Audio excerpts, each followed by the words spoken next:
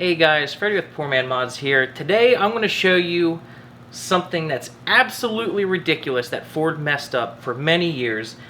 I don't know how their engineering or design team got away with it, but today I'm going to show you what that problem is and also how to fix it.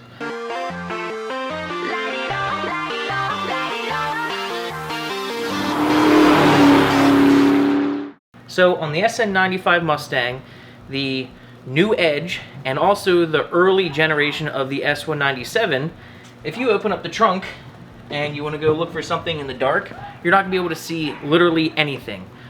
Ford installed a trunk light in these cars.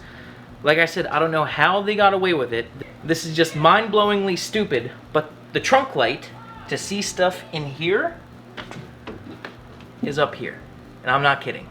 Somehow that design managed to stay in the SN95, into the new Edge Mustang, and the first half of the S197 Mustangs, and then they kind of improved it in the later generation S197 where they put it here, but once you put one small thing in the trunk, then it gets blocked, and they finally fixed it in the S550 Mustang and put it where everyone else in the world has been putting it for the past like 20 years. But today I'm going to show you how you can relocate this trunk light into the trunk to where you can actually see and even throw a party in the trunk if you want to. So let's get into it. So what I have here is an LED trunk light strip from FredTech USA. This is a 100% plug and play kit for the SN95 and the new Edge Mustang. Super easy to install, and all you do is remove the old, crappy, pathetically placed incandescent bulb and plug this in, and then mount this in the location of your choice. There are two different color options with this FredTech light. You can do just white if you don't feel like throwing a party in the trunk, so you can get just a white LED, or you can go party status and get an RGB kit with a remote and change colors and whatnot. And there's also two different attachment options. I'm not sure if it's just for the convertibles or if it's an option or what, but some of the SN95s have a carpet trunk liner here and some don't. There's an SN95 in the other spot in this garage that does not have the carpet trunk liner, so you can either get 3M on the back of the light, or you can get Velcro on the back, which will allow you to attach it directly to the carpet, which is actually pretty nice because then you can actually remove it once it's installed if you ever need to.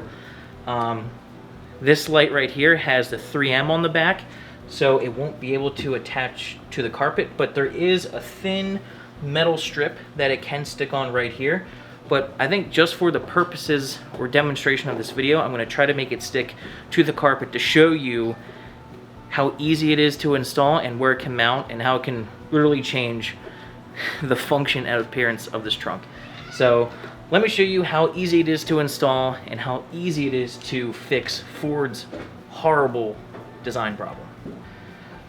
So this is the factory bulb. What we need to do is untwist the socket. Just turn it to the left, pull it out, and if you are wise, you would disconnect the battery and then pull the bulb out so it's not hot. This is an incandescent bulb. It's super hot and will burn you. So turn off the battery and then pull it out. Now, I certainly would not recommend this for long-term use, but like I said earlier, just for an example, because this is the 3M backed light, I'm going to stick it to this carpet here, but if you were going to choose that mounting location, you would want to go for the Velcro option, not the 3M, but we will stick it on back here. Peel the 3M backing off of the controller and also the infrared receiver. The controller can pretty much be mounted wherever, but this infrared receiver, in order for the remote to work, this has to see the remote. So we're going to put it closer to the edge, like that. And then we're going to run this wire to where the factory bulb was. Alright, so we're just going to pretty much follow this wiring harness. We'll run this wire up inside the trunk.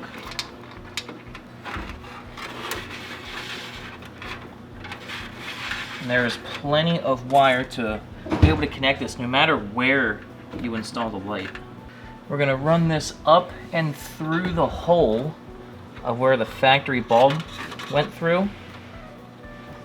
Then we will connect the light connector to the OEM bulb socket.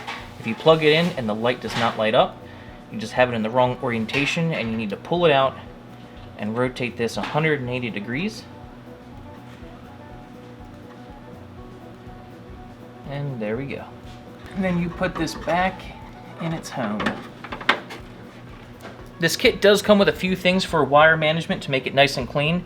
It has 2 of these 3M clips that you can stick on to various areas and run the wire through to hold it, and also some zip ties. So go ahead and clean up the wiring. You can store some excess here and you're finished. Got the wiring all cleaned up, and just like that, we solved Ford's horrible engineering problem. Now let me show you just how awesome this light actually works and looks in this trunk. Alright, now look at that. That trunk is properly lit. The factory trunk light literally did nothing. So this is in the white setting. Like I said, there's 2 different color options, just white or color changing RGB. And the RGB does do white, so this is the white option. And we'll run through the colors. There's red, green, blue.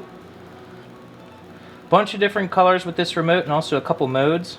I really like this fade mode, and you can turn up the speed of it.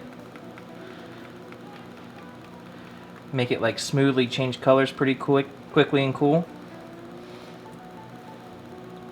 Or strobe. But white is also a solid option. It actually makes the trunk usable, but I really like this blue color too. Not too much different from white, but looks good.